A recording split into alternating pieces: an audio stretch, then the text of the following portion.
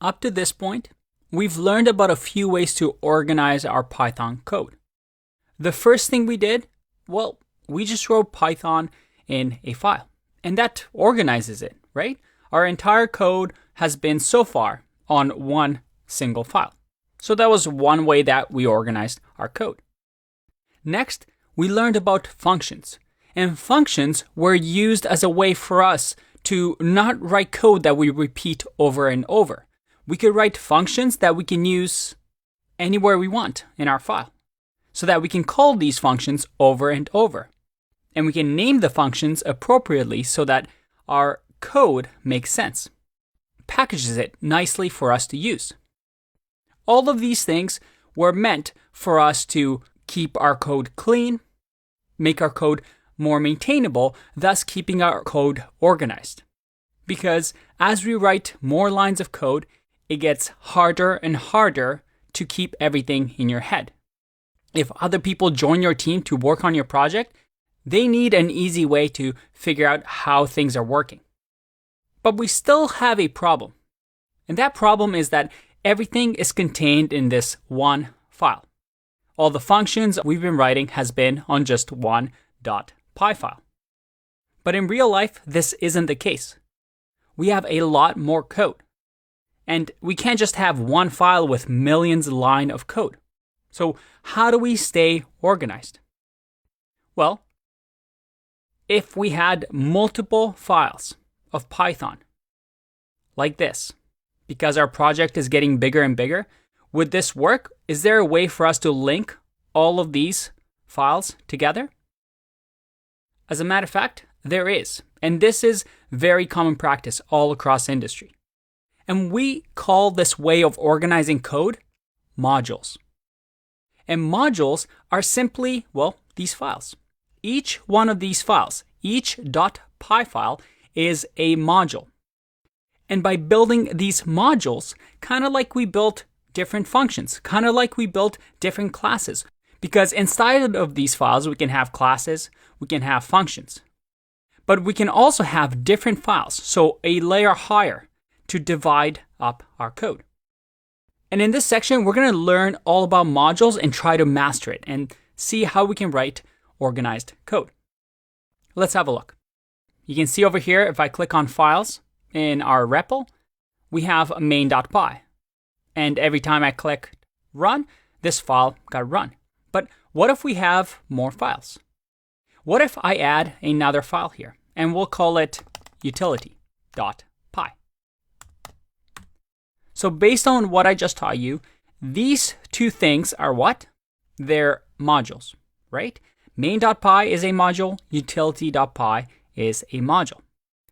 And when writing modules, we use the same principles as variables in Python, which is snake case. That is, if there's spaces, we use underscore, everything is lowercase letter.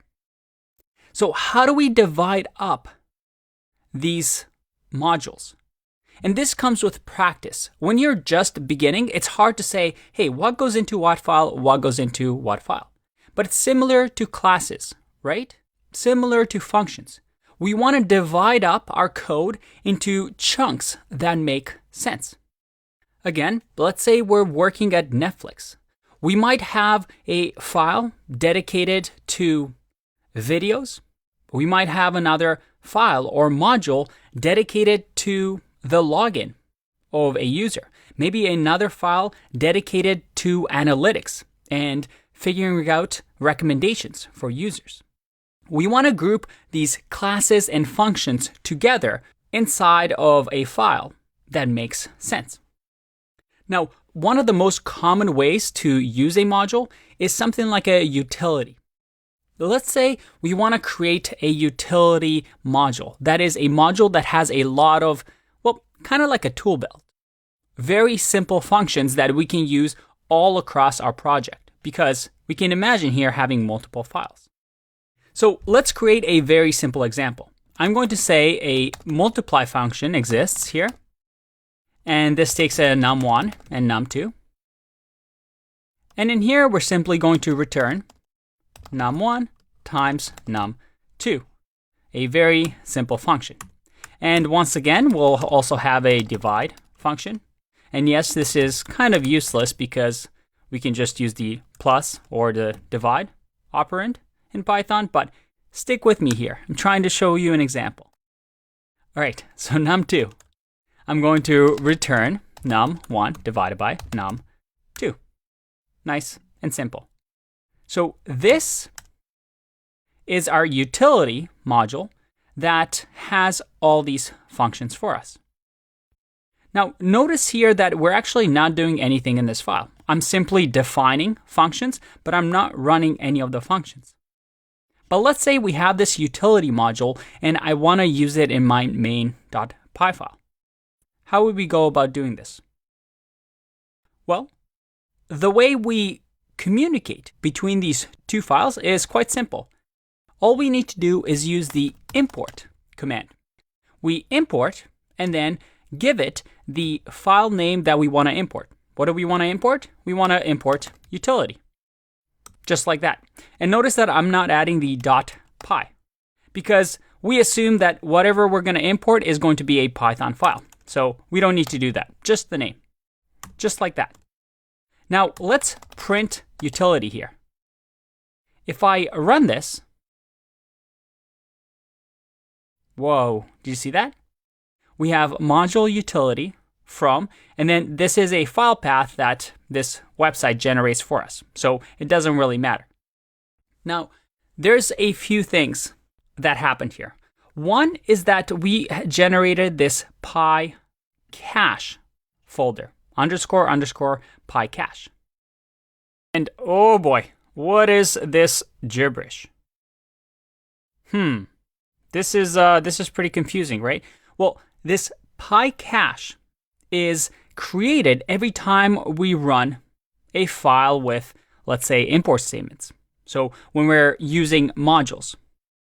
You see, what py cache does is when we click run, the interpreter is going to create this py cache folder and it's going to say, hey, I'm running this file, this one main.py file.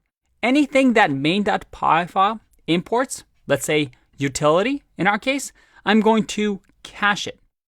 So see how here it says .pyc? This is because it's using the C Python interpreter. Remember? This is the C Python, which is the interpreter written in C. So this is actually a compiled file. So that next time I click run here on my main.py, nothing changes. Because what's going to happen is instead of loading up utility.py, it's going to load up this compiled version of utility because nothing has changed in utility.py.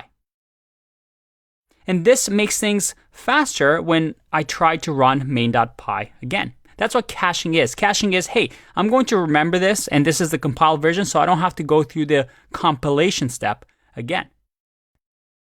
But notice that the main.py file does not get compiled because, well, we run it every time.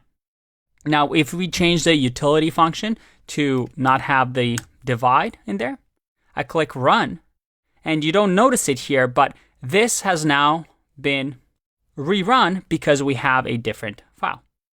You see that we have multiply here, but not divide. So let's bring back divide again. Go back to here, click run. And there you go. We have divide here too now.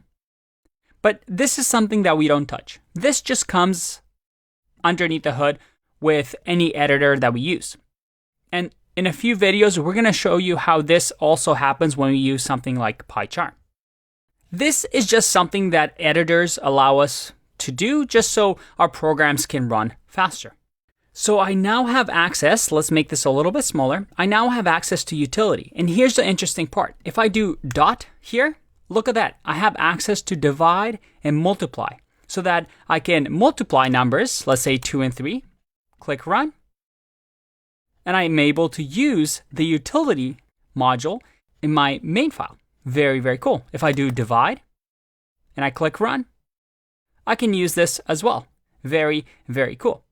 And I can import as many times as I want. If I had a different file in here and I want to import another thing, let's say there is a utility2 file Well, I can import that and import as many things as I want and use them across my files.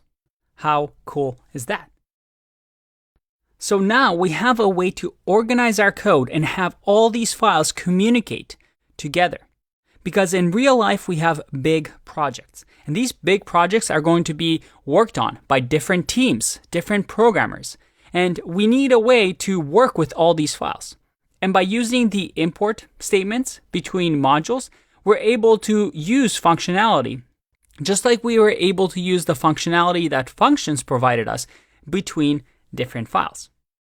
And most of the time, if you're working at a company, the first couple lines on a .py file are usually import statements because usually you're communicating with other files.